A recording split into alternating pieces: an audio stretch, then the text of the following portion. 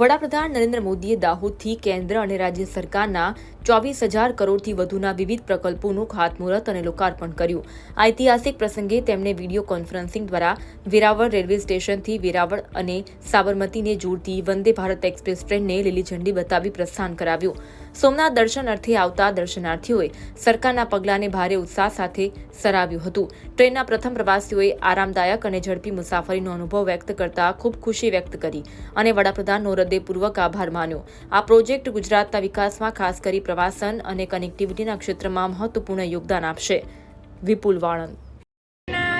આજે અમે વંદે ભારત ટ્રેનમાં સિનિયર સિટીઝન જુનાગઢથી અમે સોમનાથ દાદાના દર્શન કરવા આવ્યા. ખૂબ જ મજા આવી અને ટ્રેન તો એટલી મસ્ત છે કે અમે એમ થાય કે જાણે પ્લેનમાં બેઠા. મોદી સાહેબે કામ સરસ કર્યું છે અને હજી કરતા રહે અને ટ્રેનની સુવિધા પણ સરસ છે, ચોખ્ખાઈ સરસ છે, બધી જ રીતે એમાં ક્યાંય પણ કાંઈ ઘટતું જ નથી. એટલી મસ્ત ટ્રેન છે.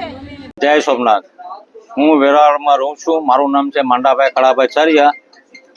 હાલમાં વંદે ભારત જે ચાલુ કરવામાં આવી છે ટ્રેન અમદાવાદથી સોમનાથ, સારી સુવિધામાં મળશે એમને.